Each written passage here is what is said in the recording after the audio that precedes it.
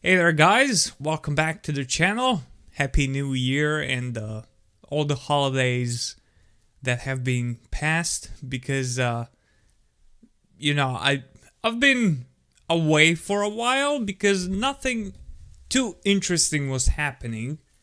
There were some threats from one side to another and just regular, that thing measuring contest. It's just nonsense. But now we have some very interesting things happening to the point where it's very stupid. But what would you even expect from a new president of the United States if not something very interesting to talk about? So we're gonna start with a simple one, and this is from Trump. Trump threatens government shutdown unless debt limit demand met. Blames Biden if it happens. So, we have President-elect Donald Trump on Tuesday took credit for killing the House Republican proposal government funding bill, telling ABC News there will be a government shutdown unless Congress extends the limit of government borrowing or eliminates the debt ceiling entirely. So, guess what? United States is once again out of money. Weirdly enough, right? Who would have expected that after sending billions of dollars to Ukraine? Out of someone's pockets, I don't know whose. So now they want to raise the ceiling a little bit higher so they can borrow money once again because they're broke again. So this is something that happens way too often. So I'm gonna explain how this actually works. So when you run out of money, your country runs out of money, and you need to fund certain people so your country can keep running, you end up borrowing money because you don't have it. So you borrow money from usually China that you badmouth all the time, but when you need the money, they're good people. So you borrow that money, and now you owe even more money to them. So that money is most likely never gonna get paid back because US simply doesn't make any, which is the main US problem. So they want to borrow some and just, keep going. But they have a ceiling. Now that ceiling exists for a reason. And it has been raised way too many times, and it's getting way more frequent. So we had, usually that's supposed to happen like once in 10 to 15 years because you're supposed to be self-sufficient, right? Otherwise you're not an independent country. You're just not that. So how this works is you borrow some money, your debt rises, and then there is a ceiling set by professional people who know how to do math. And that ceiling is based on how much your country makes. So let's make it simple and say that you are a country, like as a person. So let's say you make $1,000 a month and you have your own expenses that are, for example, $700 a month to live normally, independently. You don't need any money, you're fine. So you have about $300 left, and you can just play around with them. You can buy your something out of the ordinary, like let's go buy some shoes, let's go buy a jacket, buy whatever you need.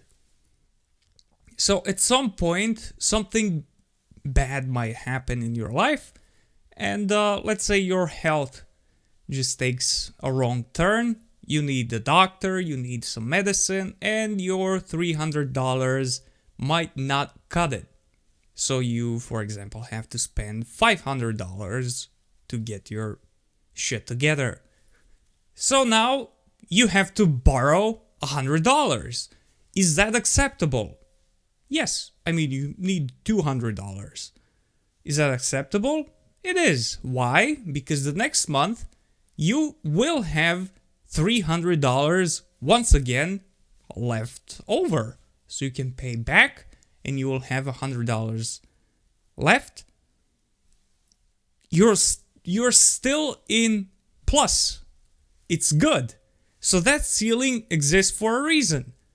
So you can borrow as much as you can pay back the next month. So that's the ceiling. But there is also another case where you want to buy a new car. So you are gonna end up borrowing about $6,000 and you're gonna pay it back over a few months, maybe a year. Every month your extra $300 that you have left off, you put to pay back the money you borrowed to buy a car, and eventually you're gonna pay it back. So that ceiling that you're now borrowing $6,000 means you're gonna not have some random money for yourself, those $300, but you're gonna have to put it towards the payment of that car. Now, this is very simply explained, but there are a lot of strings attached, especially with countries. Because the more money you owe, you are gonna have to pay every month a percentage of what you make without that being, relieved at all. It's a guarantee, That's what banks do. That's how they make money. So if you borrow $6,000, you're every month, for example, gonna have to put $100 to them because you owe them money. And you owe them a lot of money. That's a percentage, 10% of your income. Just pay it over there. And that is not gonna reduce how much you borrowed. That is just because they allowed you to do that. So the US, the more they raise the debt ceiling, the more they go in debt, they're gonna end up having to pay more and more on monthly, yearly level, however they calculate it. And the debt is not getting any smaller. It's just staying the same because you actually have to pay it back. That is just a percentage. But how are you gonna pay it back when now you're paying that, let's say 10% there, which means you're making less money every month, but you are borrowing more money every year because this happened last year with Biden, and now Trump wants to do the same. Or if their government the Congress doesn't allow it, he's threatening a government shutdown again. He really likes that. So he's saying that he wants that ceiling to be raised or completely removed, eliminates. What do you mean? So you can borrow as much money as you can. Americans love spending money they don't have, by the way. The whole country is like that. Not only a government as a government, but the people as well. And this is very weird because they're all in debt and nobody's paying that money back. Where is the money coming from? Well, they're gonna have to print some more money. And you know what happens when you print more money? It's worth less. So things get more expensive. So what's gonna happen next? Well, you're gonna have to borrow more money. And then you're gonna be broke again. You're gonna print more money. It's gonna be even more worthless. You see the cycle? It's never ending and it's going just down the hill. So this is, I understand they don't have any money right now and they need to raise the debt ceiling. I understand. But instead of doing that, how about, actually do it? If you really don't have any money, which I believe they don't, how about you cut down on military spending? That's trillions of dollars just waiting there. You don't own the planet. You don't need 100 and something military bases around the world. Pull back a little. Fix your country. Stop giving Ukrainians billions of dollars. And you're gonna fix it. But now these guys just want to eliminate that ceiling. Just let's borrow as much as anyone would give us. Idiotic.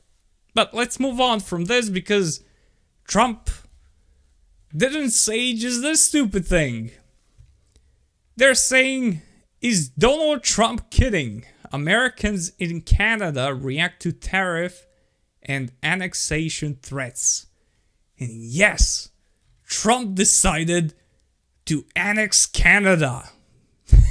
This is hilarious. They're apparently their allies. So, incoming US President Donald Trump has been courting controversy in Canada since his election victory, with threats to impose whopping tariffs on Canadian goods and musings about the country becoming the 51st state. What do you mean?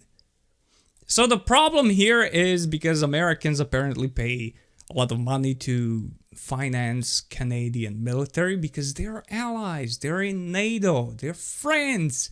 Now they don't want to pay that money anymore because they don't have any. So now they're showing how good friends they actually are. If we're gonna pay you some money, we gotta make some money out of you. So we are gonna annex you and do whatever we want with you. And these tariffs are literally sanctions against Canada unless Canada agrees to become a 51st state of the US. They're gonna annex them through sanctions. This is insane. If Russia did something like this would be the end of the world.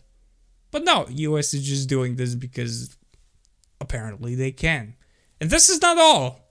These ambitions are not ending there because we have more things.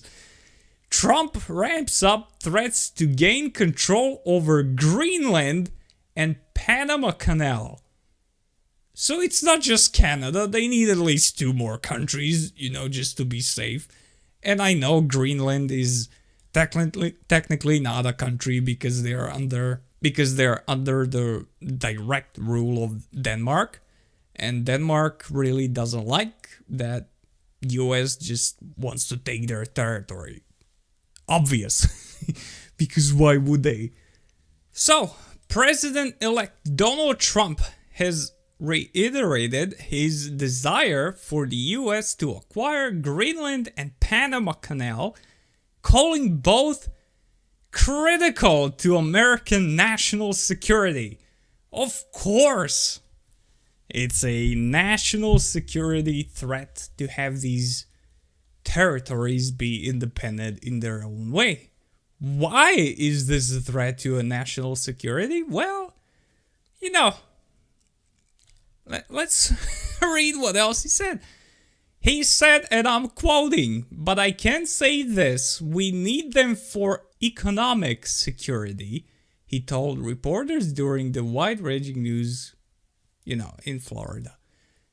And we have both Denmark and Panama have rejected any suggestion that they would give up territory. It's so obvious.